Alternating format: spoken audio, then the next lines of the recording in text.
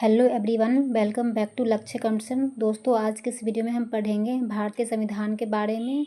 ये चैप्टर है 9 भारतीय नागरिकता भाग 2 अनुच्छेद 5 से 11। तो चलिए हम वीडियो को शुरू करते हैं। भारतीय नागरिकता भाग 2 अनुच्छेद 5 से 11। भारत में एकल नागरिकता का प्रावधान है।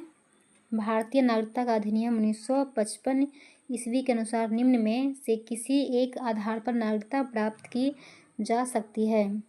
जन्म से प्रत्येक व्यक्ति का जन्म संविधान लागू होने अर्थात 26 जनवरी 1950 ईस्वी को या उसके पश्चात भारत में हुआ हो, वह जन्म से भारत का नागरिक हो। अपवाद राजनयिकों के बच्चे, विदेशियों के बच्चे, वंश परंपरा द्वारा नागरिकता। भारत के बाहर अन्य देश में 26 जनवरी 1950 ईस्वी के पश्चात जन्म लेने वाले व्यक्ति भारत का नागरिक माना जाएगा यदि उसके जन्म के समय उसके माता पिता में से कोई भारत का नागरिक हो। नोट: भारत की नागरिकता के आधार पर विदेश में जन्म लेने वाले को नागरिकता प्रदान करने का प्रावधान नागरिकता संशोधन अधिनियम 1992 के द्वारा किया गया है।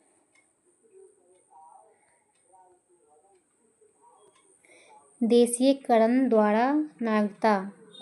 भारत सरकार से देशीयकरण का प्रमाण पत्र प्राप्त कर भारत की नागरिकता प्राप्त की जा सकती है। पंजीकरण द्वारा नागरिकता। निम्नलिखित वर्गों में आने वाले लोग पंजीकरण के द्वारा भारत की नागरिकता प्राप्त कर सकते हैं। वे व्यक्ति जो पंजीकरण प्रार्थना पत्र देने की तिथि में 6 माह पूर्व से भारत में रह रहे हो।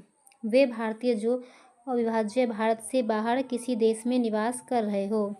वे स्त्रियां जो भारतीयों से विवाह कर चुकी हो या भविष्य में विवाह करेगी। भारतीय नागरिकों के नाबालिग बच्चे।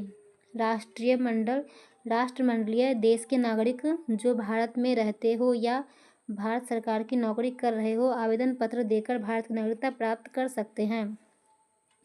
5 भूमि विस्तार द्वारा। यदि किसी नए भूभाग को भारत में शामिल किया जाता है तो उस क्षेत्र के निवास करने वाले व्यक्तियों को स्वतंत्र भारत की नागरिकता प्राप्त की जाती है। भारत की नागरिकता संशोधन अधिनियम 1986। इस अधिनियम के आधार पर भारतीय नागरिकता संशोधन अधिनियम 1955 ईस्वी में निम्न संशोधन किए गए हैं।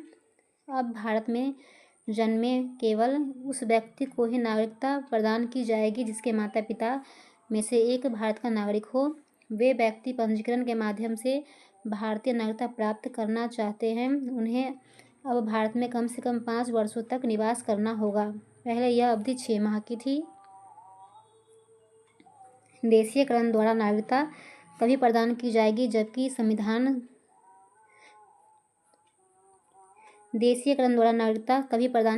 जबकि संबंधित व्यक्ति कम से कम 10 वर्षों तक भारत में रह चुका हो। पहले 5 वर्ष थी। नागरिकता संशोधन अधिनियम 1986 जम्मू कश्मीर व असम सहित भारत के सभी राज्यों पर लागू होगा। भारत की नागरिकता का अंत निम्न प्रकार से हो सकता है: नागरिकता का परित्याग करने से, किसी अन्य देश की नागरिकता स्वीकार कर लेने से और सरकार द्वारा नागरिकता छीनने पर। जम्मू कश्मीर राज्य के विधानमंडल को निम्न विषयों के संबंध में राज्य में अस्थायी रूप से निवास करने वाले व्यक्तियों को अधिकार तथा विशेषाधिकार प्रदान करने की शक्ति प्रदान की गई है।